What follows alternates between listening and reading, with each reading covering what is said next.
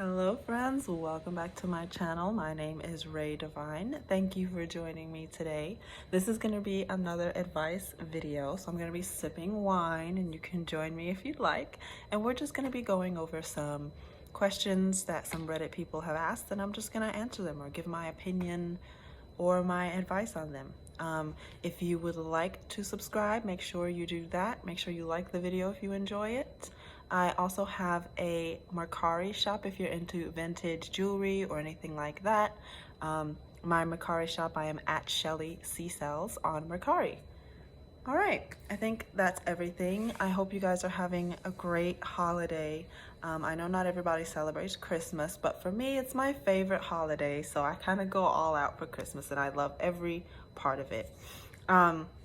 So I bought a Christmas wine. This wine that we'll be sipping on today is called Santa's Old Fashioned Southern Sipper, and it is a muscadine wine. It's a sweet red, one of my favorite types of wine, and it's from the brand Childress Vineyards. This is what it looks like.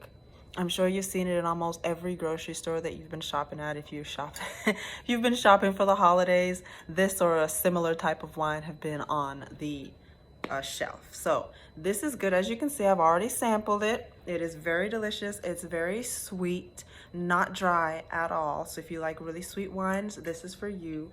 The alcohol percentage, I actually didn't check. Let me see. 12.5. So it's a whopping 12.5%. So not bad, not bad.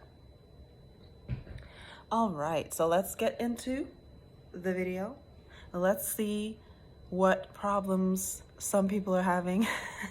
So the first one we're gonna jump into is a little bit of a touchy subject. We're gonna kind of veer towards men because some of the advice lately has been a little bit more towards women. So we're going back. This is from a male who's 25. This Reddit user seems to have problems with delayed ejaculation.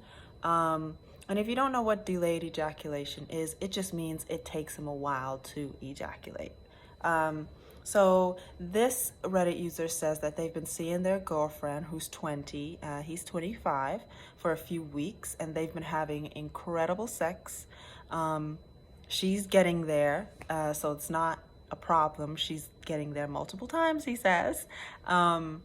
But for him, it just takes a while, and sometimes he doesn't even get there to the finish line, doesn't even get to the finish line. So he wants to know if he could, if there's any advice that we can give him to be able to keep, the session time down a little bit, within 15 minutes is his go-to. I'm gonna start off by saying I'm not a doctor. And if this seems like something that's a really pressing issue, definitely go ask your doctor, make sure everything's okay. But my offbeat advice would be this. Maybe try less porn. He did mention that he has no problems getting to the finish line when he is by himself. It's just that when he's with his girlfriend, he has that issue. So, in my opinion, what I've heard from other people, what I've read, what I've researched is that there are a lot of reasons why this can be happening, but the main reason could be watching porn. So for me, I feel like if you watch a lot of porn, or if you practice or you get in the habit of only reaching the finish line when you're by yourself, then automatically your brain is used to that pattern. So anything different, it's not gonna automatically happen. It's gonna wait for what it's used to, which is by yourself, So I would say maybe stop self-pleasure for a little bit and do it only with, your girlfriend, and see if that helps.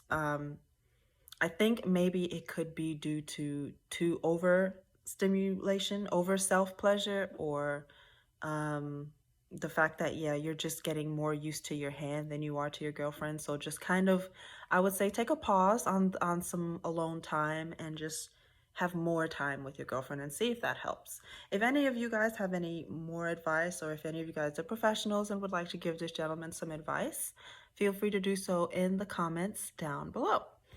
That's about all I have for that one, unfortunately. Honestly, I don't have any other research advice to give you. I'm not a medical professional or anything, so that's all that I can, I can advise you of. All right, so this Reddit user says, should I split with my wife? First of all, I get that Reddit is good for advice. I hope that people aren't taking the advice from strangers and using that to solely base on their decision in their relationship, because it doesn't matter what we say, what anybody on the internet says. You're the only one who knows what your relationship is like. You're the only one who knows the small nuances, intricacies of what goes on in that relationship. So yes, it's good to get some advice from people, but just take that advice with a grain of salt always, especially when it comes to something as delicate as a relationship. So this Reddit user says, should I split with my wife? My wife and I have been married for over 9 years. They've basically been in a sexless marriage the whole time, meaning having sex less than 10 times a year. 6 months ago, I told her I was considering a divorce, and she told me we had been celibate for nearly 2 years because of complications after the birth of our 2-year-old child. Apparently she was been experiencing some pains after the birth, and so I guess having sexual relations are a little bit difficult for her. He says, if it wasn't for our child, I would leave. Should I stay with her for my child? Okay.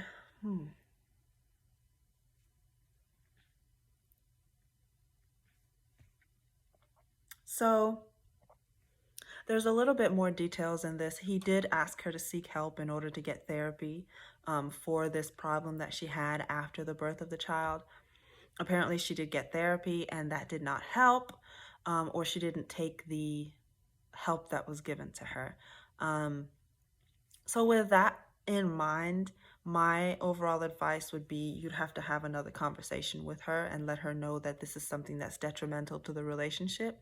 And if she doesn't put forth at least, the best effort that she can in order to keep you happy, then maybe you guys do need to consider other options. I understand that you have a child and it's such a hard thing to have to separate your child from you or from the other parent for a small amount of time, however you guys decide to go forward with, if you guys decide to go forward with a divorce or a split.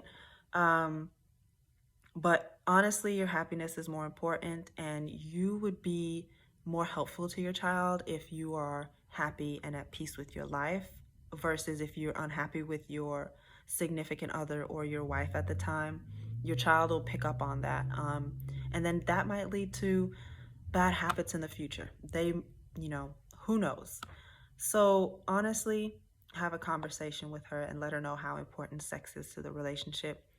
And if she's not willing to put forth the effort still, then yeah, maybe you guys do need to split. I tell everybody this all day, every day. We have one life. Like, we are not just here to serve others. Yes, serving others helps us. Yes, serving others leads to extra value in our life, but it's not the sole purpose of being here. Your happiness matters too, and it is very, very important, especially in relationships. For me, sex is important in my relationship. If this were me, it would definitely be something that's detrimental. So that's my advice. Have a serious conversation and then watch her actions afterwards. If after your ascertained amount of time she doesn't seem to be putting any more effort, then I would go ahead and take the steps and let her know. At least having a conversation with her would let her know what's going on in your mind, how you're feeling, help her touch base with you again, that sort of thing. And you might feel better about splitting after a conversation, or not splitting. Maybe you guys can come to some sort of middle ground. So we're gonna do one more. This video is now at almost 10 minutes. This wine is so good. Okay, so Let's see, I want a good one.